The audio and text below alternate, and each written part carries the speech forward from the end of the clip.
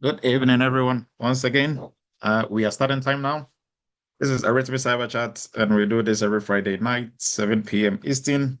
And we appreciate your time. Like I always say, you are going to get something for your toolbox. So, tonight's discussion, we are going to be looking at the top GRC tools you must know in 2026. So, it's a very interesting discussion. We will start by doing an overview of these tools, and these tools were based on. We are also going to give you how we came about with this top list. So we will look at top 15, but then we will first look at some categorizations of these tools before we jump into the list, and then we will do a short panel discussion. We have, some of our cybersecurity professionals here. They are going to talk about what they are using on the job in terms of tools. So it's a very interesting discussion that we are going to have tonight. So I appreciate everybody's time. And if you are joining us for the first time, we do this every Friday night. I'm Dr. Emmanuel Edu. I'm a former United States Army captain, the CEO of Eretmis Inc., and the founder of Eretmis Academy, a member of the Forbes Technology Council, and a former professor at University of Maryland Global Campus, and then also CTC as well. Now, Eretmis, we are partners with CompTIA, and what that means is that we get 20% discount on all CompTIA certification exams. So if you are looking to sit for any CompTIA certification exams, you can always reach out to us, and we are going to give you that 20% discount. And then also for everyone on here, if you've written any cybersecurity certification, you have at least 3 years to renew these certifications, and two ways of doing this is by either resitting for the certification or using what we call your continuing educational points. So being here every 45 minutes counts as one educational point that you can use. So just put today's date and hashtag team live in the chat and take a screenshot of that. You can use those for certification renewal. And we also on WhatsApp. The link to our WhatsApp group is going to be posted. So you'll be able to join our Eretmis Cyber Chat WhatsApp group. That way you don't miss any of the happenings in the cybersecurity space, and especially on Cyber Chat. And also we are on School. The link for School is also going to be posted.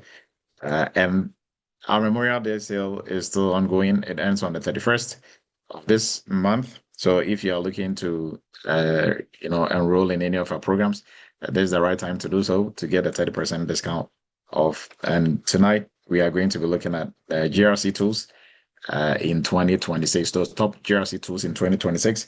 We are not going over our usual cyber news because there's a lot for us to discuss.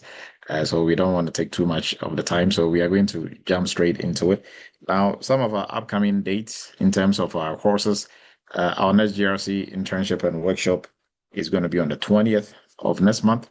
The next AI governance is going to be on the 11th. The cloud security is going to be on the 18th. And our next AI challenge is going to be on the 23rd. And then our PCI programs are going to start on the 16th.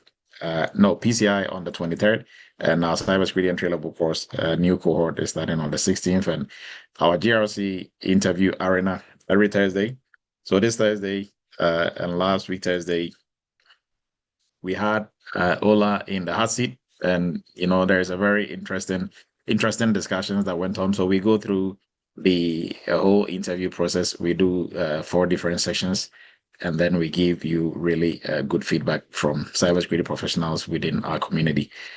So we encourage everybody to, if you are looking to break into cybersecurity, you are looking to polish up on your interviewing skills, we encourage you to join our Cyber GRC interview arena. So the link is going to be posted as well. And if you are totally new to the cybersecurity space, or even with some IT background, you're trying to break into cybersecurity, we recommend our cybersecurity entry level course. This is the best course that is going to make you a cybersecurity professional within the shortest possible time, which is around 4 to 5 months. Right. It comes with a very strong foundation in cybersecurity, and then also very good hands-on where you get to work and practice on different cybersecurity tools. So skills. And then also in the program, you are going to first do the tools, and then before we move into projects. Now, our GRC internship and workshop, the date was listed earlier. Is starting, I think, on the 16th is when the next GRC internship, 20th. Yes, so it's moved from the 6th to the 20th.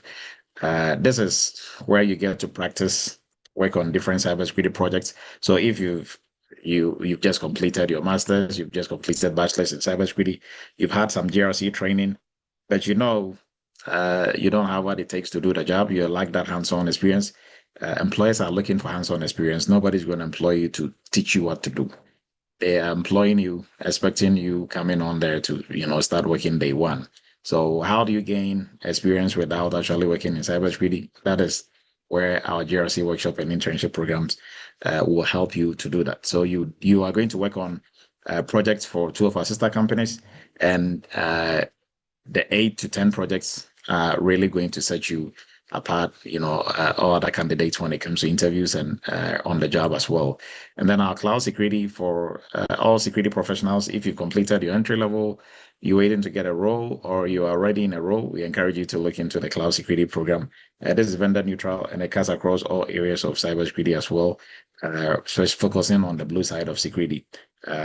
And this is vendor neutral. It also comes with hands-on. We are going to work on different cybersecurity projects focusing on AWS, Azure, and Google Cloud as well. And our AI governance, for AI governance, I keep saying I cannot stress on this enough. This is the best program in terms of AI governance. And AI governance has now come to stay. It is part of what we do in cybersecurity, although it's a whole, beast on its own.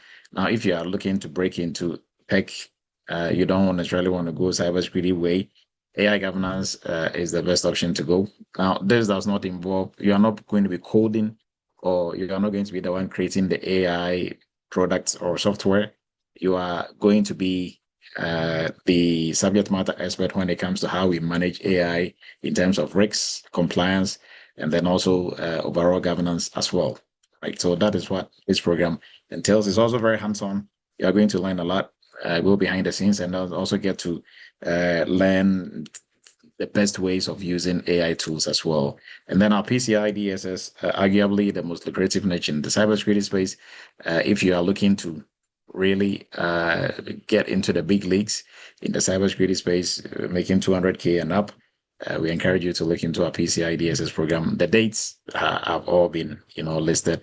And then our WhatsApp group is going to be posted as well for you to be able to join our WhatsApp group to not to miss any of our future cyber chats as well. So on that, our 30% discount is still going on until the 31st, and we are going to jump into our discussion for tonight. I've seen a couple of our panel members are in, but we are going to go through our list first before we bring in our panel to start the discussion. So let's jump straight into it. So your top GRC tools in 2026. Now, how did we come up with this list? Based on our dealings in the industry, based on our own experience working with different companies, doing audits, doing other cybersecurity projects. You run into different tools that these companies are using. And then also based on industry, some of the industry players in terms of research and in terms of their annual reports that they will normally come up with at the end of the year. So that is how we came up with this list that we are going to look at, right?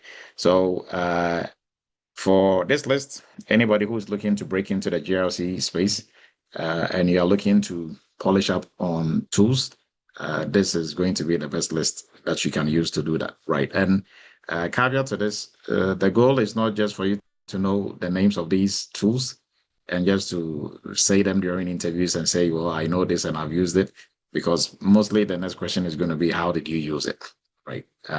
What was and when they ask you that question, they are expecting you to talk in terms of the STAR method. So what situation did you find yourself? What tasks were you supposed to do with this tool, and what action did you take? What was the results, right? So not just knowing the tool, but having some hands-on practicing with these tools, and just knowing how to use the tool, how to click around in the tool. That is not exactly what employers are looking for. They are looking for what you can use the tool to do. because they are looking for what projects you can do. The tool is always going to be that thing that is going to help you do the projects better, right? Faster, more efficient. So that is what they are looking for, right? So it was based on Gardner, Forrester, G2, and also some vendor documentation and practical, our own practical GRC experience, right? So what the market currently looks like is what we are going to present, and then also we focused on cybersecurity in general, GRC, IT, risks, audit and third party privacy and cloud compliance, AI governance as well. So these are the broader areas that we were looking at when we were coming up with this list. So we are going to jump into the list, but before the actual 15 list is going to be the last item we are going to look at before we jump into a panel discussion. But first, we are going to look at some priorities, right? So if you want to break into GRC today in 2026, and you are looking to prioritize which tools to kind of, polish up on, first priority is going to be ServiceNow, IRM, and also ServiceNow GRC, right? So now ServiceNow, they've been able to market themselves. ServiceNow started as a ticketing tool, and they added the GRC version of ServiceNow, and now they are gradually becoming, a top leader in this space, right? Beating tools like Zen GRC and other top ones, that have been on top of the list. The Zen GRC, I think with some marketing and really good promotion, and the tool is also good because it can do a lot. So for everyone looking to at least learn one or two tools, you can, you cannot jump ServiceNow GRC, right? Because this tool will help you to be able to, some of the things that you can use this to do, risk assessment. So you can build a risk register in there, control objectives. You can also use it for compliance with the control objectives side of it, policy exemptions, control testing, also when it comes to compliance and auditing, issue management, remediation workflow, third-party risks, and integration with IT and ticketing. So their ticketing part of it makes it, what kind of gives them that competitive edge over everybody else, right? Because they started off as a ticketing tool, and now they've added a lot of GRC features that other tools will also have, but then they are masters when it comes to the ticketing side of it. So now everything that you're doing is kind of a one-stop shop. So if you have to do any follow-ups, ticketing, somebody has to do a part of what you are doing. You want to contact a control owner, very easy, or inbuilt, right? And then your second priority should be Archer or metric stream. So mostly I'll lean more towards metric stream because Archer is almost impossible to practice with unless you get into a company and that is what they are using, because Archer don't have a free version that you can practice with, unless of course that has changed so far as I checked. But so far as I checked, I don't think it has changed. They don't have a free version, and until I think maybe most recently when they had some people have some videos on how to use the RSH and the different versions of it. Like 6 years ago, 7 years ago, there were very little or no videos on that, how to practice. And two, you cannot purchase one just to practice with because it's very expensive. And I mean, you don't know for a fact that the company you're going to be working for, that is what they are using. So, but for the tools, at least you have to know the goal for what we are doing tonight is not to know all the tools and be able to use all of them, because you can never know all the tools and know how to use all of them. You don't have to, because if you know how to use at least one or two or three, you know them all.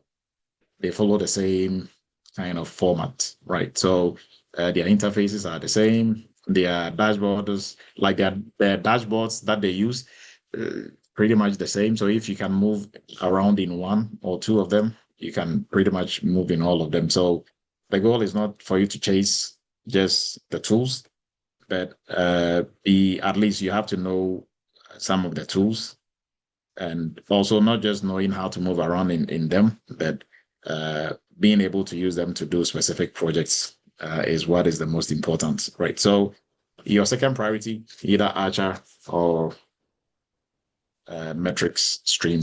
And for metric stream and Archer, they are for companies that have more of a matured security posture, and also mostly regulated organizations such as banking, health, the pharmacy side of the house, energy, lab, enterprise roles. So mostly those companies are, and also on the government, some government contracts, they do use Archer as well. Now, your third priority is audit board and diligent high bond. So audit board has been around for a while. I mean, they are one of the pioneers when it comes to GRC tools. So if you are looking, and mostly like the name suggests, audit board, mostly for audits, they are very one of the go-to tools when it comes to audits, internal audits, like SOX, control testing, compliance testing, audit planning, risk assurance roles. These are audit board and diligent or high bond, not as old as audit board, but they can equally get the job done. Right. Now, your fourth priority is Vanta, Drada, Secure Frame, and also Sprinto and Hyperproof. So these are all fairly young, not that young. Vanta and Drada, they've been around, I think, more than 6 to 7 years now, or maybe even longer. And these are the go-to tools when it comes to cloud and SaaS compliance, SOC 2 compliance, ISO 20701, and mostly for startup compliance also as well, third-party due diligence and continuous control monitoring. So these are your go-to. So this is the third priority in the list. Now, our fifth priority is OneTrust. Now, OneTrust is used by many companies when it comes to the areas of privacy, third-party risks, data governance, and now AI governance, and also regulatory compliance. So the different types of compliance frameworks that we have out there, OneTrust will help you do that. There's a lot of, most companies use OneTrust. I mean, maybe for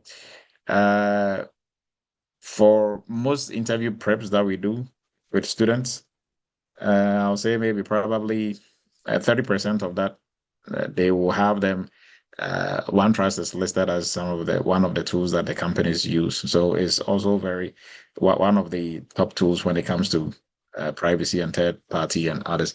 Now, mostly for most companies, they use this more for third party than the others that we looked at. So even as a company, when they are choosing these tools, it is based on their need, right? For companies that are going to be strictly using this for third party, if they need something strictly for third party, they'll go with OneTrust than maybe ServiceNow, right? So it depends on what the main thing they want to use these tools to do.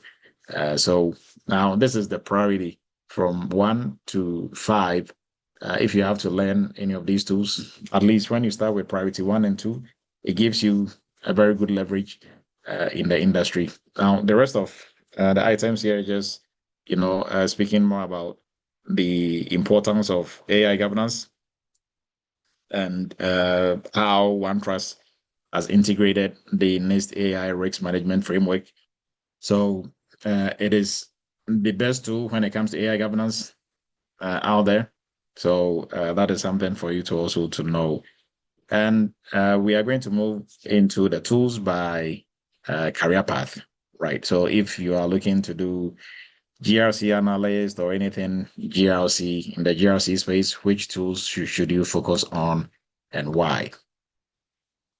Now, this is the list of tools. So the areas, we are going to look at specific areas within GRC and which tools will help you to do that. So when it comes to risks and controls, we look at ServiceNow, IRM, Archer, Metric Stream, Logic Gate, Hyperproof. And when it comes to compliance and automation or compliance automation, we are looking at Vanta, Drada, Sprinto, Scrot, and Secure Frame. Evidence collection, Brada Vanta will still do the job. Hyperproof Audit Board, because obviously Audit Board for audits, and ServiceNow also will do that job. Now for framework mapping, Hyperproof, Brada Vanta, ServiceNow, and Archer will be your go-to. And for cloud security evidence, AWS. So these are inbuilt within the cloud environment. AWS Security Hub, Agile Policy, and also Microsoft Defender for cloud. You have Google Security Command Center. These are native cloud tools. Now, when it comes to reporting, Power BI, Excel is the biggest one. ServiceNow, Dashboard, and then also Archer reports. But Excel, all of these tools, even for the reports that you're going to get, you are able to, populate them in Excel. So Excel is the biggest tool on the list, but most people kind of underestimate it. Now, when it comes to IT audit, internal audits, for folks who want to focus more on the audit side of GRC, what tools should you focus on? And this is the list. So when it comes to audit management, Audit Board is one of the go-tos. Diligent, Highband, and then we have Workiva and Teammate. Now, when it comes to SOX, SOX controls, Workiva, Audit Board, SAP, GRC, they are your go-to. And then when it comes to testing and evidence, Audit Board, Diligent, ServiceNow, and Archer Analytics, Power BI, Excel. For this, Excel always win, SQL basics. So these are for folks who want to focus more on the auditing side of the house. And then with that, we move into for third party. If you want to focus on third party, what are some of the tools that you have to also familiarize yourself with? And we have a list of, when it comes to vendor risk workflow, OneTrust, ServiceNow, Archer, ServiceNow, TPRM, Diligent, and then Logic Gate. When it comes to cyber rating, BitSight, Security Scorecard, Recon. And then when it comes to your questionnaires, I think for the questionnaires, they should also have Zen GRC on here because it does a good job as well. For your questionnaires, that is creating and sending out the questionnaires. OneTrust, ServiceNow, Archer, Hyperproof. They also do a good job on here as well. Contracts and security reviews, Jira, SharePoint, Microsoft Preview, Ironclad, and then CLM tools. Now, Jira and ServiceNow, they kind of started off, I'm not sure which one came first, but some 7 years, 8 years ago, when you talked about ticketing tools in IT, it was Jira or ServiceNow, right? But I think ServiceNow, they had other better business plans, I would say. So they added, mainstream GRC tools to it, and now they are expanding. But Jira is still very strong when it comes to the ticketing side, right? I'm not sure if they are also going to jump into other spaces, the mainstream cybersecurity space as well, aside just ticketing. Now, when it comes to third party, I think we just looked at the third party list. When it comes to, this is for privacy and AI governance professionals. So folks who want to look into data privacy or privacy in general when they're looking at it from the security perspective. Now for privacy management, OneTrust, TrustArc, Microsoft, Priva, and then also Purview as well. And then we have data governance, Microsoft Purview. We have Atlan, and then we have Colibra also as well. Now for AI governance, OneTrust AI, Credo AI, we have Holistic AI. ServiceNow is also getting into this space as well. So ServiceNow IRM AI governance has some AI governance capabilities as well. And for regulatory tracking, OneTrust, you have LexisNexis, and then we have other regulatory tools that we can also use for this, but mostly for all the other tools that we looked at, they also help with regulatory tracking, right? Now, my take on what a GRC professional should actually know is this. So yes, the tools, we just looked at the tools, and we've not actually looked at taking a look at our 15 top 15 list. But for GRC, any GRC professional, right? The goal of this is not just for you to become just to know the tools by, okay, I can, open this tool up. The goal is what can you use the tool to do? Like always, I give this very, kind of funny example. And when we look at it from the perspective of maybe cooking, right? If you can use a stove and a microwave and a blender and, everything else that you find in the kitchen, that doesn't necessarily mean you can cook, right? Because if you say you know how to use it, the next question is like, how did you use it? What did you use it for? So what you are using it for is more important than you just using it.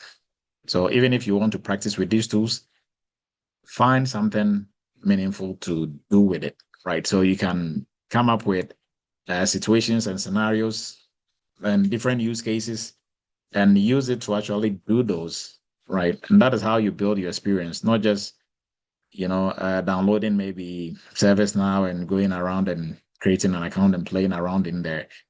You have to really have something to do with it, right? So the goal is not to just be an admin of these tools, of every single tool, but you should understand the GRC data model behind these tools and exactly how, if you understand that, then you have a better appreciation of how these tools work and what they are being used for. So, for example, when it comes to assets, we are looking at what we mean by assets, because these tools, especially, for example, if you are doing maybe you using like Dragda or Vanta or ServiceNow for risk assessment, you have to know your assets. And when we talk about assets, what are we referring to? Right? Systems, applications, vendors, processes, data types. Right. Now, when we are talking about risks, okay, you are going to be conducting risk assessment with this. What is the different types of risks that we are referring to? Right? Inherent risks, residual risks, likelihood, impact, threats, vulnerabilities, right? When it comes to controls, the different types of controls, preventive. So you should have a foundation, a very strong foundation in GRC and in cybersecurity, to be able to understand everything that has been listed on here. Now, once that is done, if you want to polish up on the tools, not just using the tools for just using it, but use it to do a project. And all these projects are going to run into this list. So when it comes to controls, the different types of controls, traditionally, we have three main types of controls, right? Now, sometimes we say forms and types. So the forms mostly we're referring to what the controls are meant to do. Then the types are traditionally the main types. We had three main types, but CompTIA added a fourth type, which replaced one of the three main. And anybody knows the three main types of controls in cybersecurity? Three main types. Before we look at the forms. The forms, we are looking at preventive, detective, corrective, controls, the main types. You can raise your virtual hand if you know the main types of controls in cybersecurity. Oops. Yes, go ahead, please, if somebody's hand is up. Transfer mitigation and No, the control types, not how you are controls. going to, yeah, Okay. control types, not how you are going to react to risks, right? Not how you are going to treat risks. Zoom user, please go ahead. Yeah, I think the last one you didn't mention was deterrent.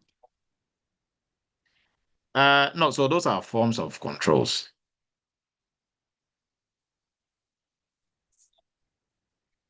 Right. So we have the types and the forms.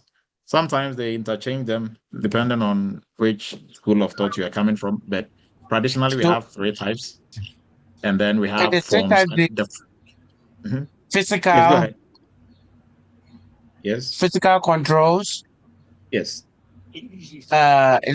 technical controls, and yes, administrative controls.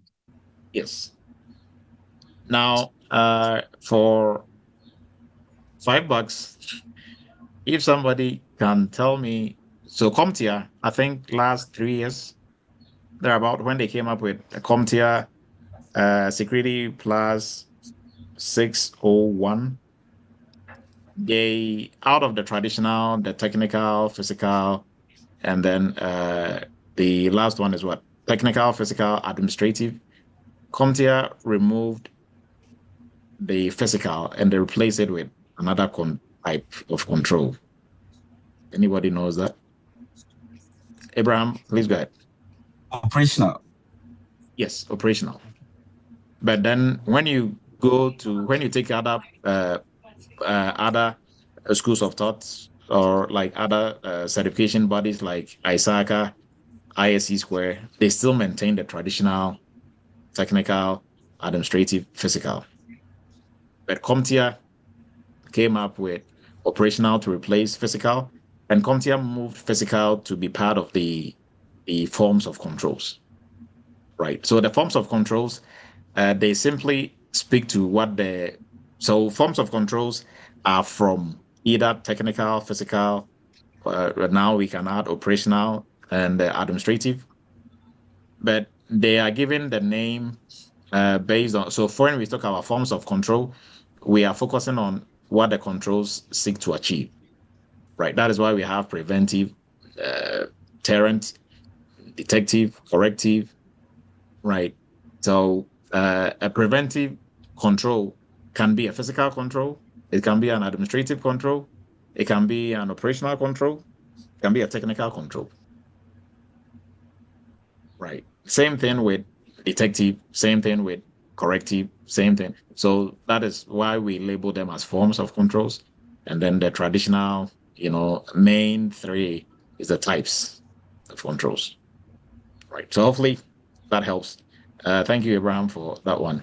Now, and this is for everybody. If you are looking to sit for any certification exam or renew any of if you have to resit for any certification exam, if you are taking CompTIA, then you know your three main types is administrative, is not administrative, technical, and operational.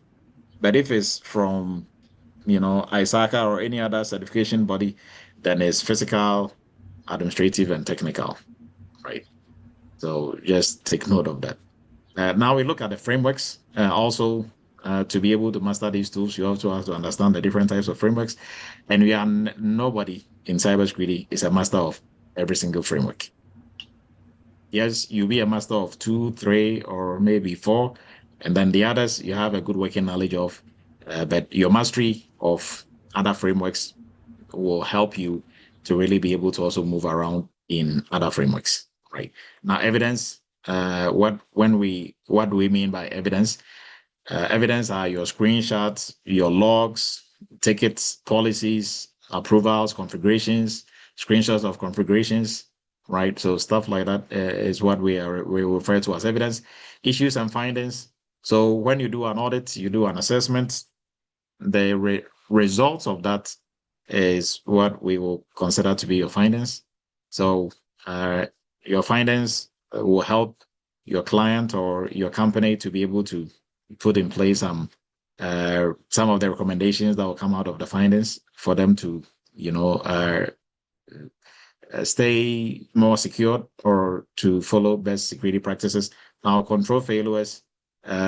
your control failures, and then also your plan of action or your POEMs that you are going to be putting in place. All this is, based on assessment and audit part of the house and remediation plans that you're going to put in place as well. Exceptions. So for risk acceptance, compensating controls, expiration dates. So these are exceptions.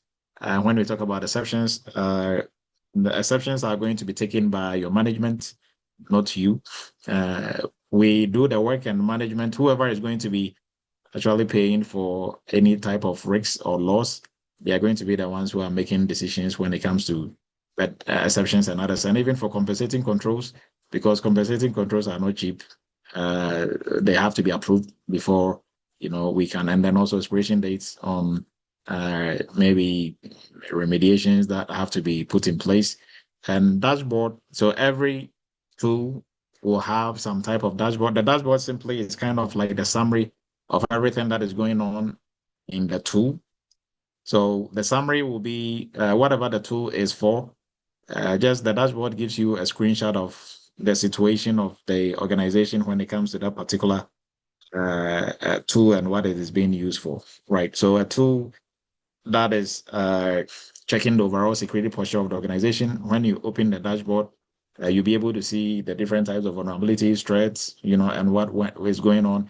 If it is for compliance, when you go in there, depending on the compliance obligations of the organization, you'll be able to click on each single compliance framework you have to stay in compliance with, and it will give you a perspective of where you are as a company in terms of maybe if you are doing internal audits, which controls you are struggling with, which ones, right? So dashboards, we use that to be able to track what is going on at any specific point in time, right? And it gives us a very good summary of everything. And then workflow, so task assignments, approvals, escalation, reminders, reporting. These tools, they also have that as well.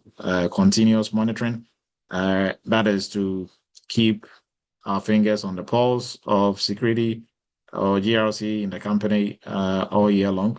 And this mostly is done automated. So it runs in the background, and if there are anything, we will be given alerts, and we can integrate our tools with other tools as well. So it is used to kind of check the health of your security health of your organization as well. So you have to know what all these are about, not just knowing how to move around in the tool.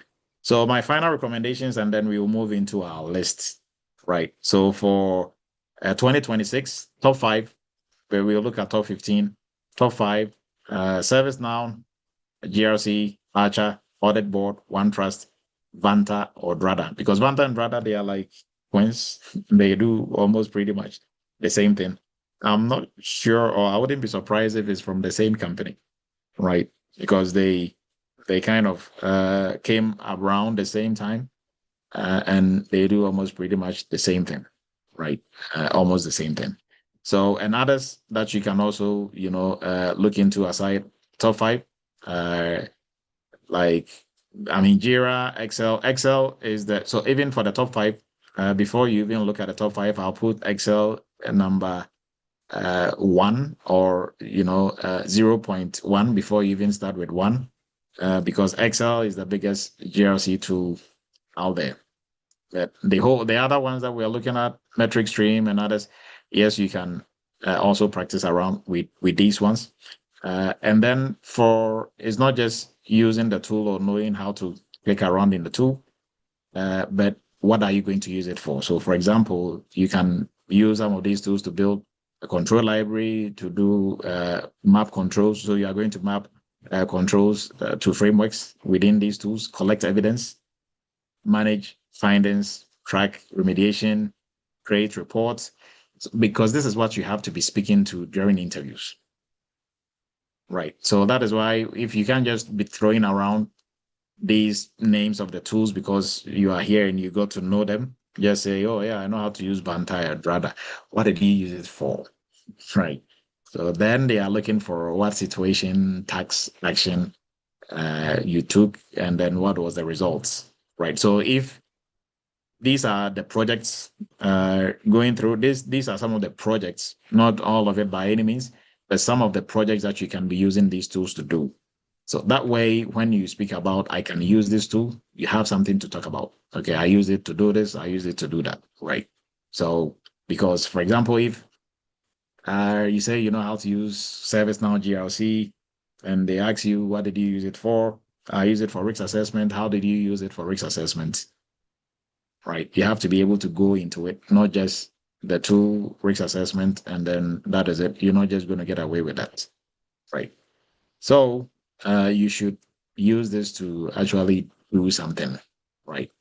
Not just running around and just knowing how to click around and open it up and stuff like that.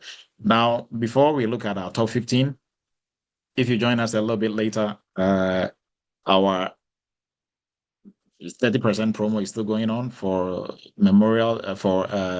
our Memorial Day. It is still going on. So we encourage you to look into that if you're looking to join any of our programs.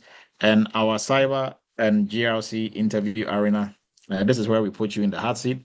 And we take you through series of interview questions. So you get to practice your interview questions.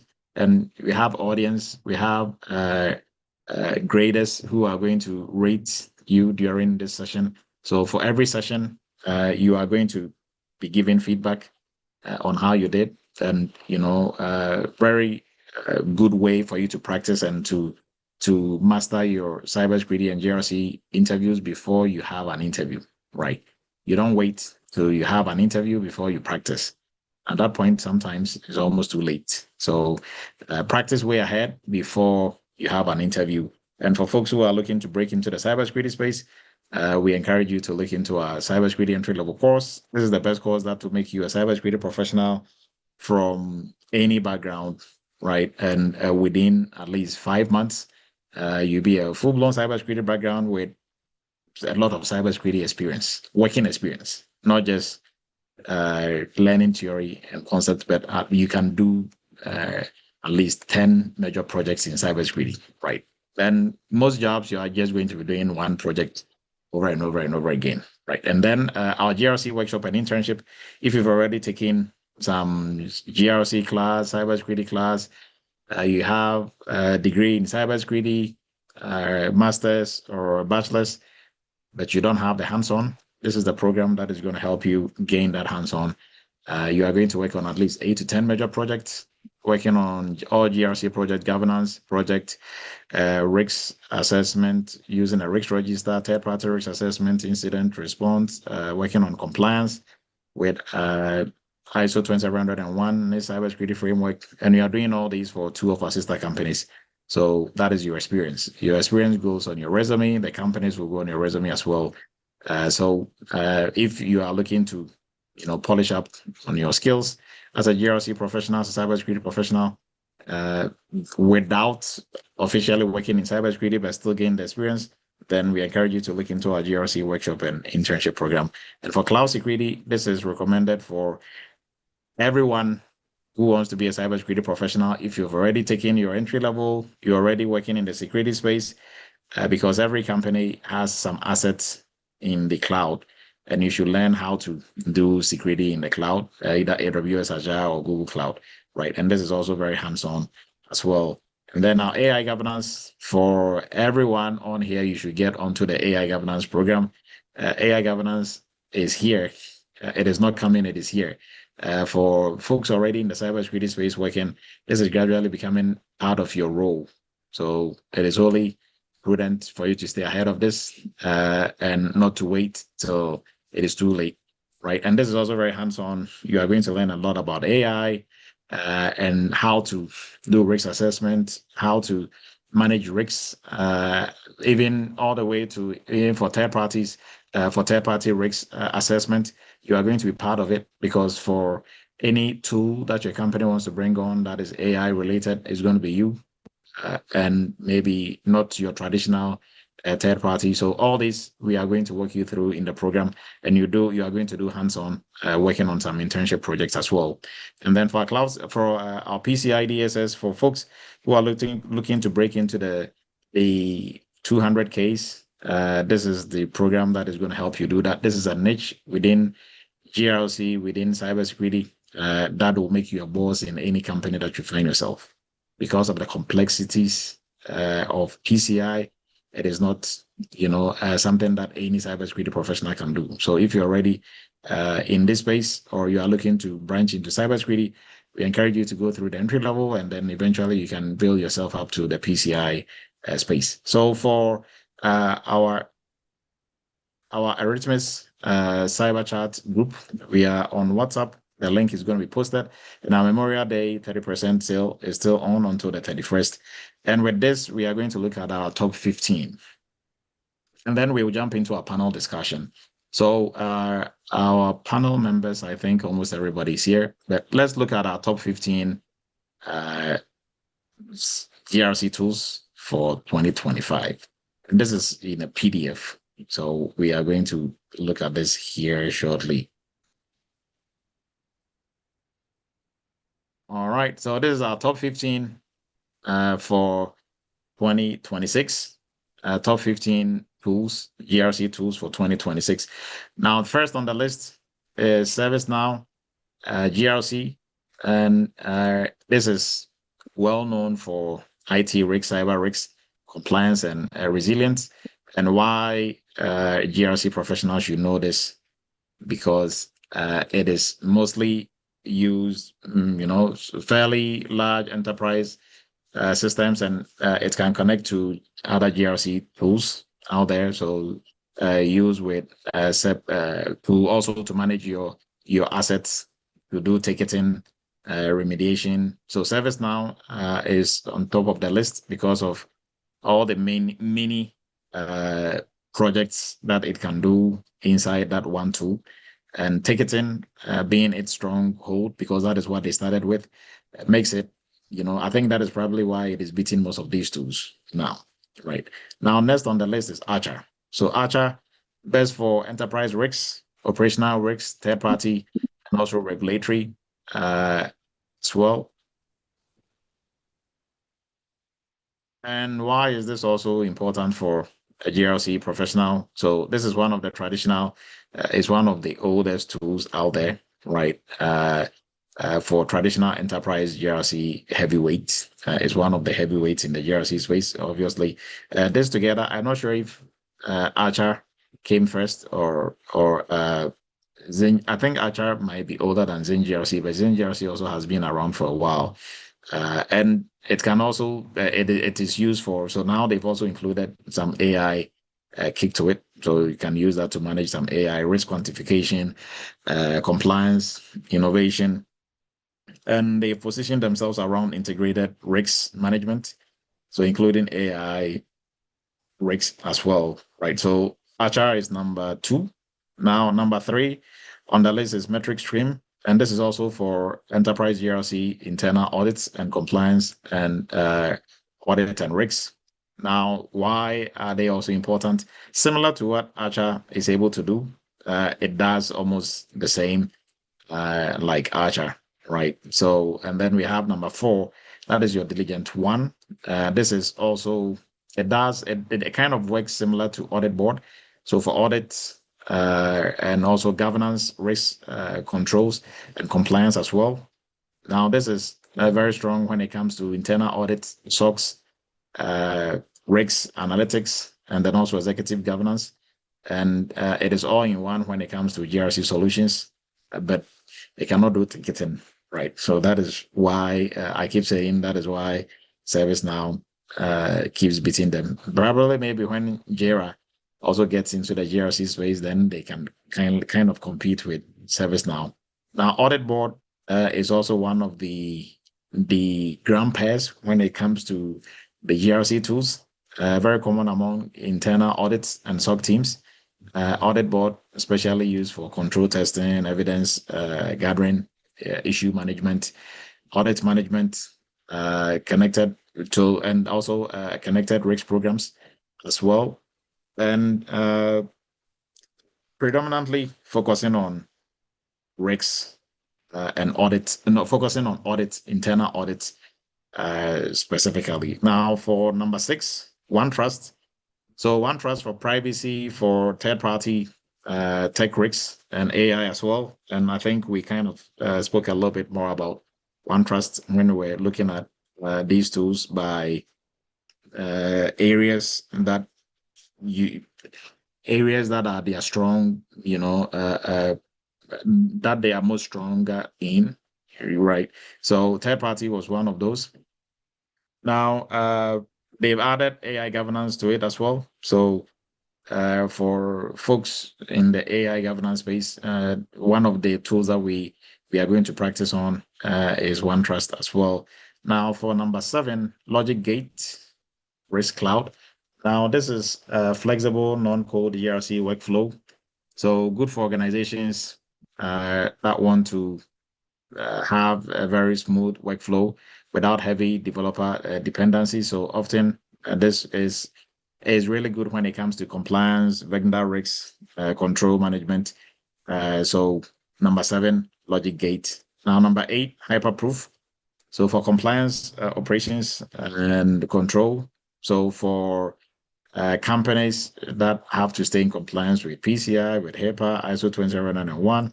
So it also for audits, but not looking too much into internal like audit board. But it'll help you to manage your PCI, your SOC 2, your HIPAAs, right? If you have to stay in compliance with any of these. And then number 9, we have Vanta. Number 10 is Drada. So Vanta and Drada, like I said, they do pretty much the same thing. So for compliance, automation, especially for SOC 2, ISO 27001, HIPAA. Now, Drada also same thing. SOC 2, very similar. They find anywhere you find Drada, you find Vanta, pretty much. But they are strong.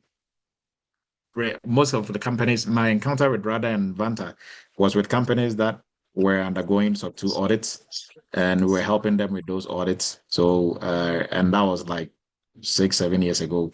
That was when I think Drada had first, Drada and Vanta, they are just, emerged. But I think probably they might have been around longer than that. But that was my personal encounter with them for the first time.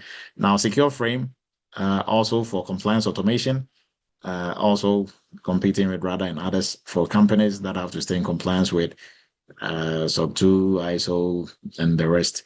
Now, mostly for everybody on here, for frameworks, when you see most companies that subject themselves to SOC 2 are software companies or SaaS companies, right? So just keep that in mind. So if you see a company has to stay in compliance with, then it should just, that should come up. Okay, what they might be a SaaS company, so a software company, right? So what are they developing, or what software do they sell, right? Either than that, most like service providers and merchant companies, they don't necessarily subject themselves to SOC 2. But SOC 2 has become kind of the go-to when it comes to companies that develop software or are SaaS companies, right? And Wikivia is also for in the audit space, SOX audits, reporting, control, documentation, and others. So also within that space as well. And then SAP GRC also started, off not as a GRC tool, but this is a variant of SAP. So also for in the governance space, focusing on some compliance as well. And then for 14, Microsoft Purview for data governance. So data loss prevention and compliance as well, information protection as well. Now, we also look at last one, number 15 is Jira, Confluence, SharePoint, Excel, Power BI, all put together in one. Now, Jira, Confluence, they are part of the ticketing group for issue tracking, for documentation, for risk register, for dashboard.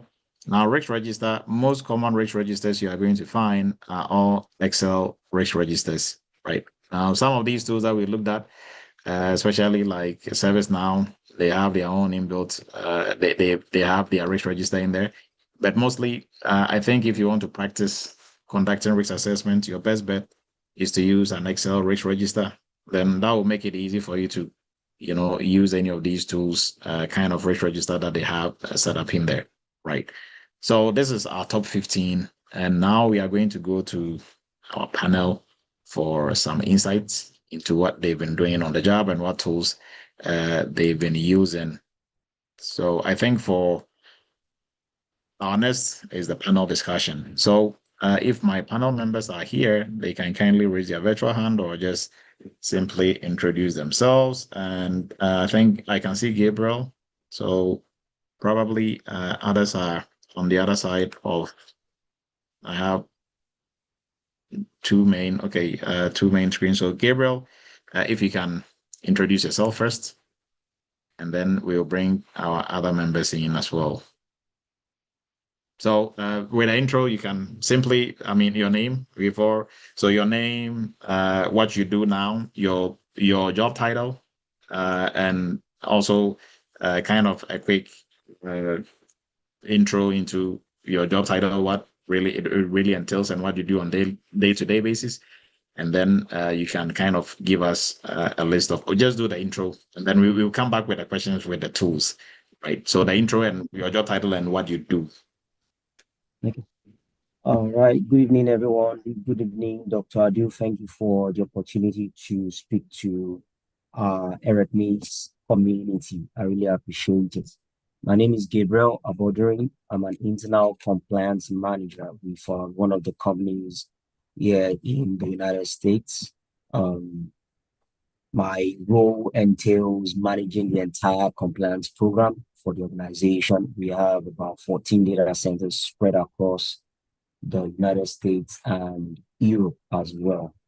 My functions at this time, like I mentioned, include keeping the organization in adherence to three major frameworks: PCI DSS, ISO 27001, and SOC 2 Type 2. And as the audit year runs to an end, we are looking at adding other frameworks to that compliance program. And what does my job detail entail? It entails conducting risk assessment, annual risk assessment that is required by ISO 27001. It requires conducting an internal audit for the entire organization. Let me not say entire organization, for the departments in scope for the organization, for all of these three audits all of these three frameworks that I mentioned. So I maintain the risk register, I conduct risk assessment, I manage the third-party risk management program. I ensure that controls under these frameworks are actually working as designed. So I do the control testing and validation for all of the controls in those three audits. I also conduct security awareness training for the entire organization on a yearly basis. I ensure that we have topics that are relevant as to how the cybersecurity space is growing and emerging, and what threats our own end users need to be aware of and how they should respond. So I put together a learning part for them that covers several topics for the entire year. Yeah, I think that's about what I do for my organization. And I'll be glad to take other questions as the chat continues. Thank you very much. Okay, thank you, Gabriel. And Michael, if Michael is around, if you can briefly introduce yourself. And for all our panel members, they are all Eretmis, former students of Eretmis, and they are doing wonderful in different job roles. So we have a lot of resources internally. So mostly for Cyber Chat, we bring our own internal resources. So Michael Yaboa, if you are on, you can kindly introduce yourself. Yeah, hello. Can you hear me? Yes, I can hear you. Yeah, good evening, good morning, good afternoon, wherever you are, to everybody. Yeah, and Dr. Edo, as usual, thanks for the opportunity given to us to speak to people who are coming up right after us. And yeah, so I'm Michael, and I've been doing GRC. So job title is GRC analyst, and I've been doing GRC for the past 4 years. I've been working in the industry for the past 4 years, and I oversee everything under GRC, right? Governance, risk, and compliance. So with governance, I oversee the policy management for the company, right? So I'm in charge of ensuring that all the policies go through their life cycle, right? From developing, creating, or updating, making sure to work with whoever is the stakeholder, right? So whoever the owners of those policies, and then ensuring that once those policies have been updated or created, they go through the approval process, right? So in that case, I have to work with whoever is up within the command chain in order to approve that policy. So yes, I do oversee the entirety of the policy life cycles for all cybersecurity and IT policies for the company, as well as I do play a major role in auditing, right? So I'm part of the audit team, And currently we are in compliance with SOX, the Sarbanes-Oxley, and we do SOC 2 as well, right? So it's my role in ensuring that the company meets those compliance requirements, right? So whenever we get audited, we have to ensure that we have the right documentation, right? And ensuring that the auditors, the third-party auditors coming in, have the availability to be able to speak to all the teams that they need to speak to and ensure that, we go through the audit and then pass that audit as well, right? And other function that I oversee for the company is vulnerability management, right? So working with the SOC team, security engineers, and all other stakeholders to make sure that we have a sound vulnerability management program, right? So from basically identifying what the vulnerabilities are, working with the right teams or right owners for those systems and servers in order to remediate or patch those systems.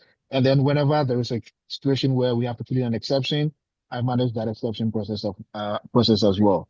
So and this falls under risk management, right? So I also oversee everything under risk management. So I'm responsible for our risk register. I also conduct risk management as well as third-party risk management, right? And for us, third party is really huge, right? So like it's a domain on its own, even though it falls under risk management. So with working with vendors, right? So conducting audit on vendors, and then I'm also the person who vendors reach out to whenever they audit our company as well, right? So it's a back and forth when it comes to TPRN. I also oversee our awareness and training program, right? So making sure that all new hires, right, and people that are currently working for the company undergo that training awareness. So it's my job duty, it's part of my job duty to ensure that all those documentation as well as training awareness are updated. So I work with different departments and then finally work with HR to ensure that, whoever gets hired goes through that training, and then whoever is already in the company has to go ahead and take that training on an annual basis. So it's my role to update that document every year. So that way we have an updated training that can be offered to all employees. And I also oversee our DLP program, right? Data and loss prevention. So I actually am the one who designed, the policies. And then once I'm done with designing the policies, I push it over to the security engineers to implement and make those changes in our DLP tool. So I probably left out some things, but just like GRC is huge, is broad.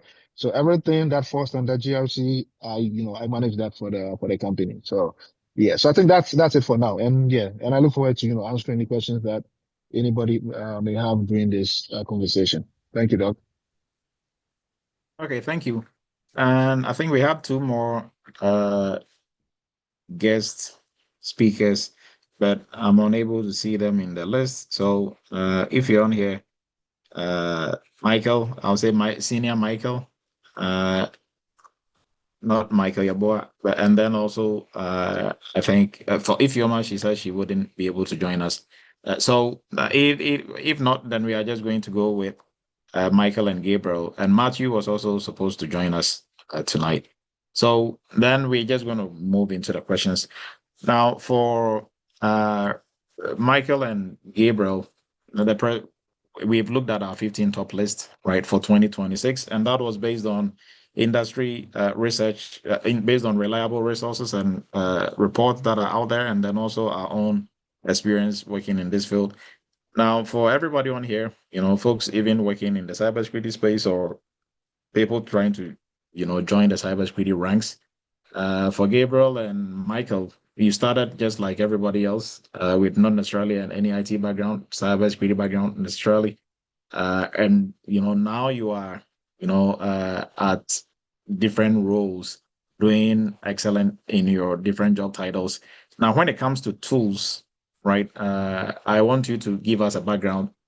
Proud to you, getting into these roles. What was your experience, and how did you prep yourself in terms of tools? And then, I mean, you can start with that, and then give us some little insight onto also when you got onto the job, the tools that you didn't know. How did you go about, familiarizing yourself with it? And was that an issue, during your interview process? And because now today we are strictly doing tools. So we'll start with Gabriel since you started.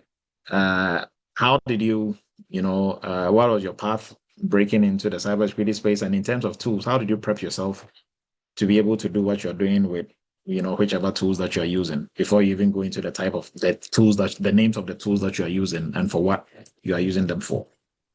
Okay. Thank you very much, Dr. Adu, for that question. And it's a perfect segue into what I'm going to say right now, to appreciate the strength in this community. Because the issue of tools got resolved by no other person than Michael Yeboah, who is right on this call and happens to be my mentor during the course of my internship program with Eretmis.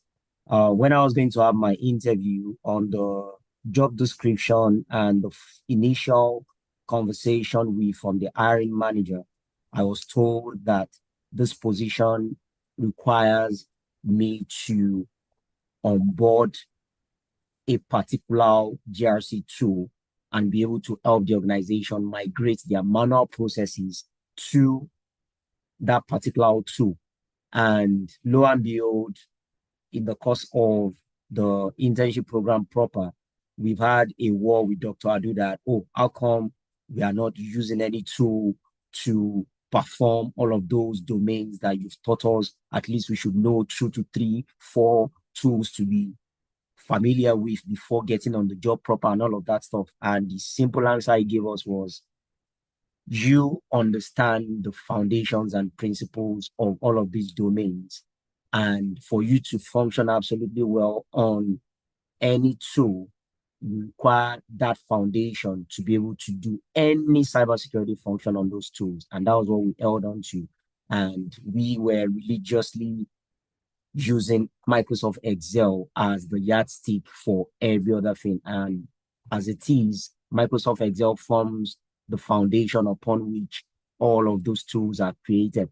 My current risk register on the GRC tool we use is synonymous to the template of Microsoft Excel. The CSV file that I transfer to that portal is actually an Excel structure. And the way it displays and all of that is actually an Excel structure. So if I didn't take cognizance of knowing Excel pretty much, I won't be able to do that. And just a night before my interview with the organization that I work with currently, Michael Yeboah was able to put me through ServiceNow. And it wasn't even as if we had 2 hours. If not, it wasn't even up to 30 minutes before he showed me the essentials of that particular tool. And that gave me the confidence and knowledge to go into that interview and speak as an authority that I've used ServiceNow GRC tool for a very long time. And that what actually helped me was because I knew the foundations and principles of the different domains that we've been taught in the internship program. So I really want to say a very big thank you to Michael Yeboah again for giving me that insight that night. And right now I work with a GRC tool and I'm absolutely responsible for everything that go on that tool for my organization at this time. Thank you very much.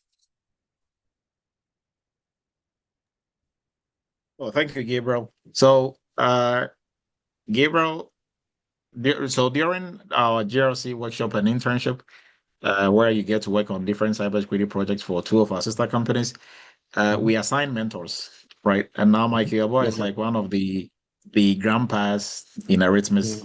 Yes, sir. Now, during Michael's time, Michael, they had mentors, and all mentors are people who've gone through the program and they are currently working. So during Gabriel's time, Michael was one of their mentors. At least you have 4 mentors.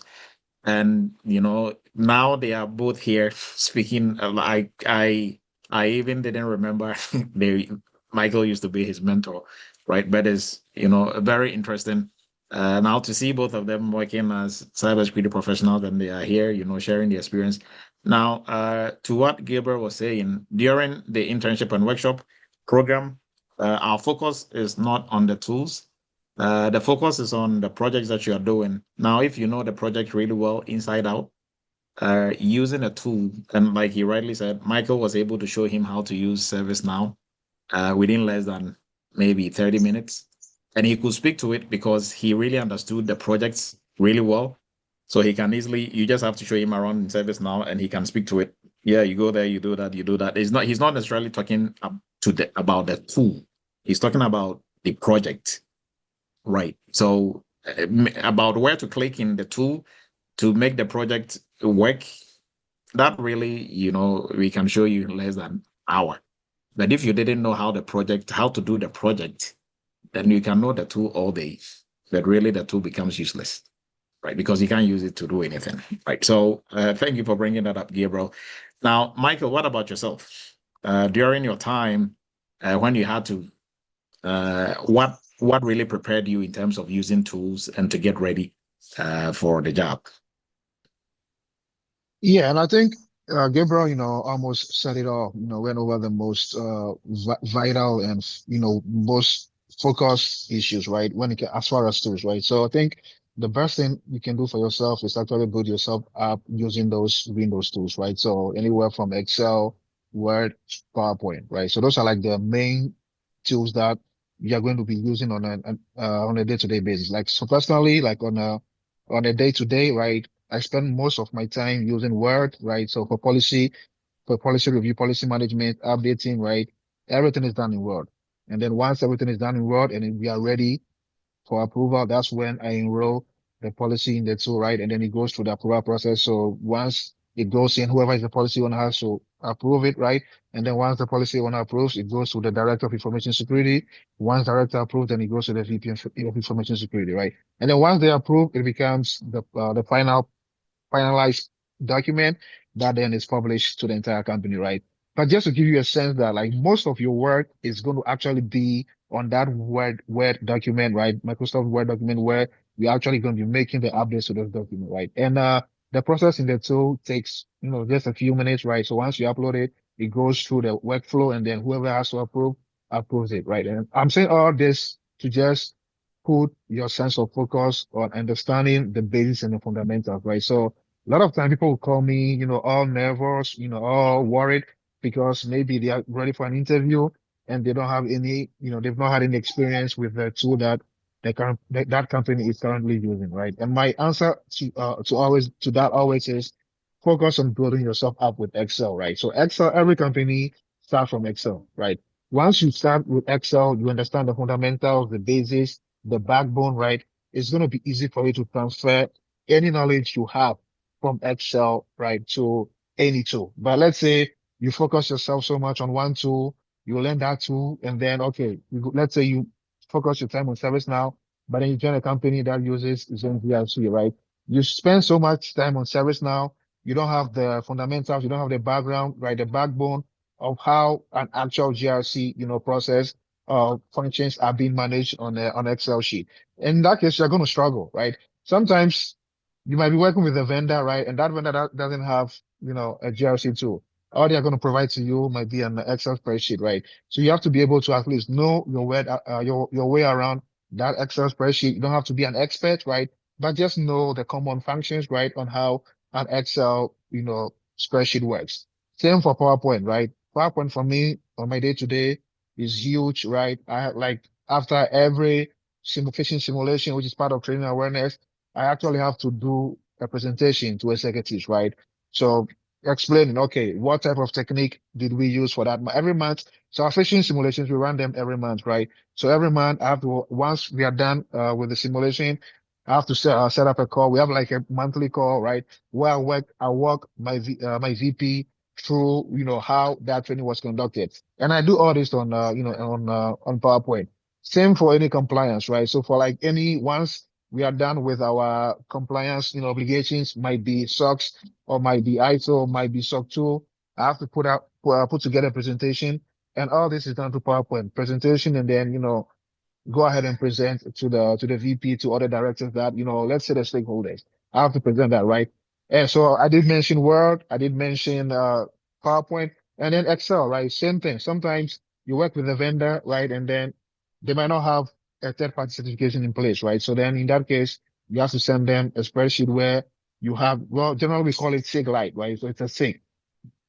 You send it to the vendor, they have to fill it out and then send it back to you. So in that case, you're not dealing with a GRC tool, right? So like for me personally, I would say probably 80% of my time as far as tooling is done on Word, PowerPoint, and Excel, right? That 20% is just once all the work is done on Excel and Word, then we transfer that work to the GRC tool, right? In this case, it's then GRC, which actually makes your life easier, right? So let me just give like a common example. So let's say you go through policy life cycle, one of your policies is up for renewal.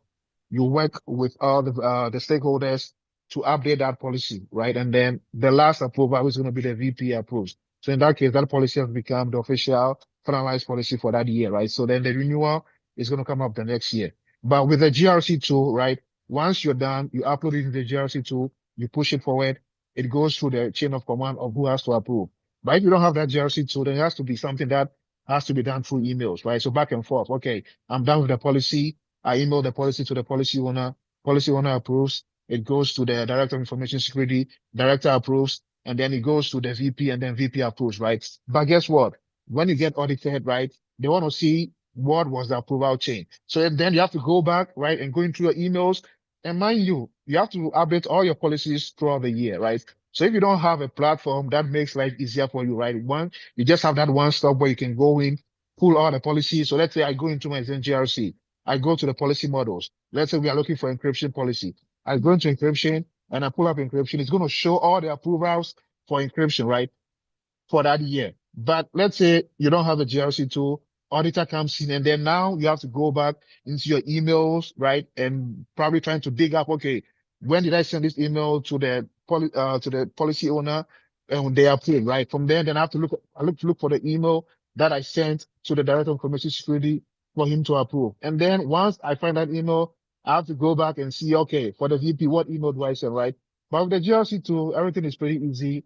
And right, and one key factor is that once you update the policy is going to come up for renewal in the next year, right? So if you don't have a GRC tool, that means you have to set a reminder for your own self to be able to remember that, okay, in 1 year's time, this policy has to be renewed. So let's say you have 50 policies. So that means you have to set up 50 reminders, right? But what does a GRC tool do for you?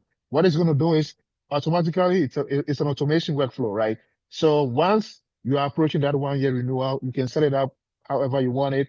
If you want the notifications to come up maybe 2 months before the 1 year is up, or 1 month or 3 months, we generally we do 2 months, right? So that way it gives us more time to be able to work with the stakeholders to update that policy, and also gives us enough time to go through that approval chain, right?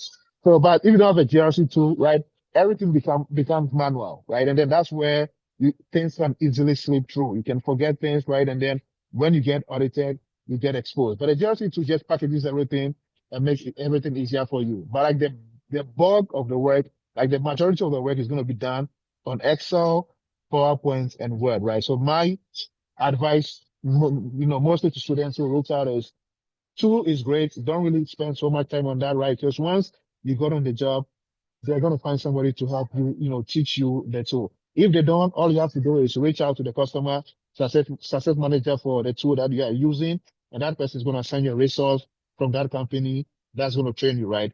We pay a yearly subscription for those tools, and all those services are included, right? So whenever I have an issue, all I have to do is reach out to the GRC success manager, and then that lady is going to assign me one of the engineers, and then I'll schedule like 1 hour, 30 minutes with them. And then, they'll walk me through what I need to do. So mainly don't, focus too much on the GRC tools per se. Definitely, yes, if you can learn 1 or 2, it's fine to have an idea about how to navigate throughout the tool, but spend your time understanding how Word document works, right? How a PowerPoint presentation works. So that'll be a Microsoft PowerPoint. And then understand how Excel, Excel spreadsheet works. Because most of your time is going to be spent on those 3 fundamental tools, right? And then once you understand that 20% is going to be in the tool, and as I said, they are going to find somebody to teach you how to, be able to navigate around those tools. But one thing they're not going to teach you on the job is how to use Word, how to use PowerPoint, and how to use Excel, right? And if you don't know those 3 before you get on the job, then you're just going to expose yourself. So definitely, tools are great, but don't spend too much time on understanding how those GRC tools work. Just get the bare minimum, right? Understand some of the functionalities within the tool, but most of your time should be on how to understand how a Word document works, how an Excel spreadsheet works, and how a PowerPoint document works. So I think that'll be it for now. And I'm not sure if I was able to, answer all your questions, but that's pretty much it. Yes, Michael. Thank you. So going back to Gabriel, Gabriel, when you got on the job, what tools were they using, and how did you catch up to, using those tools? If you can walk us through. Okay, sir. Initially, all documents were created using Microsoft Word, Microsoft Excel, and all evidence for previous audits were stored in Share. So all of those documents, some were already in what's it called, our policy tool. We have a specific policy tool that we use that keeps track of all changes made to the policy on an annual basis. So those policies were there already, but the document itself was residing right there in SharePoint, designed by Microsoft Word and Microsoft Excel. So getting there to update, read policies, I just needed to have the knowledge of opening documents in the cloud, and that's about it. So as we progressed, we started moving those documents, policies, SOPs, audit artifacts, and all of those. We started moving them to the GRC tool we onboarded, which was one of the first functions I had to perform as the internal compliance manager. So we onboarded Vanta. So even my initial knowledge and quest for knowledge to understand how tools work was with ServiceNow, and getting to the organization, it changed completely to a different tool after the onboarding process. It was ServiceNow was not even part of the two GRC tool we had to compare before making a choice, but was still based on the same foundation. So I could still use Vanta pretty much. And the good thing is the product developers gave us the leeway to contact support if you need help on using any of their functionalities, because they are selling the market. So they won't be selling a market that would fail to you. They want you to be successful in using that particular tool, so you can make recommendations and reference to other organizations so they make more money.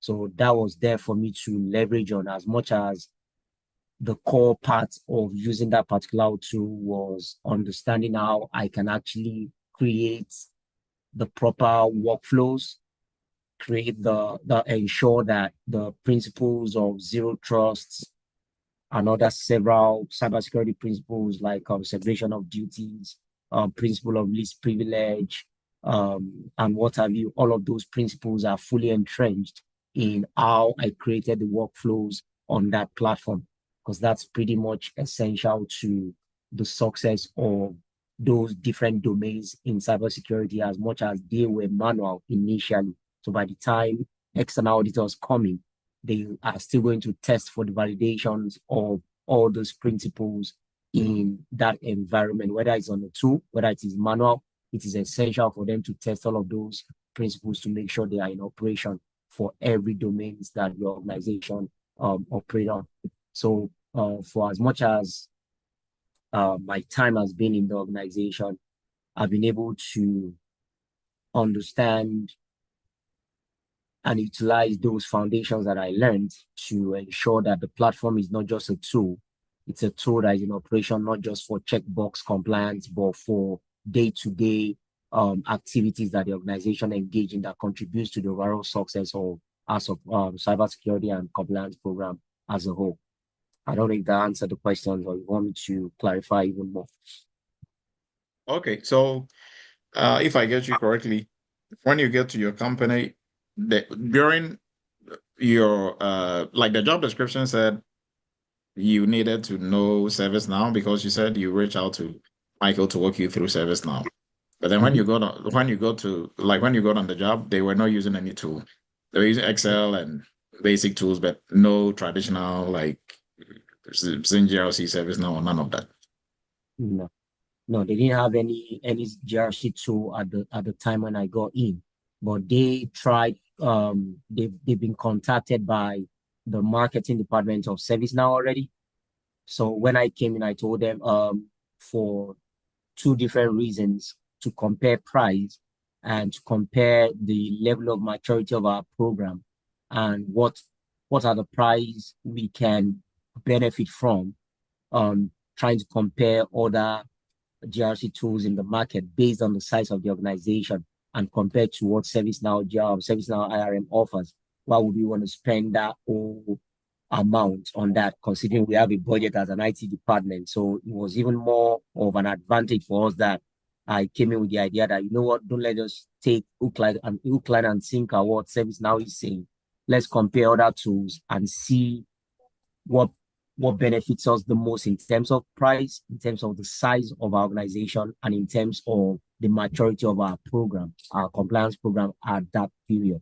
So that consideration was what we made, and they gave me the leeway to do a comparison between ServiceNow, Drata, and Vanta. So I contacted all these three, compared their functionalities and capabilities, compared the price, and I tallied that with our size as an organization. We're a mid-sized organization, and the level of maturity of our cybersecurity and compliance program helped me decided that it was Vanta that we're going to use. I think I actually spoke with you on one occasion to make the decision on that, as after comparing them on those denominators that I mentioned, and where we actually went with Vanta, and that's been a good decision for us even until now.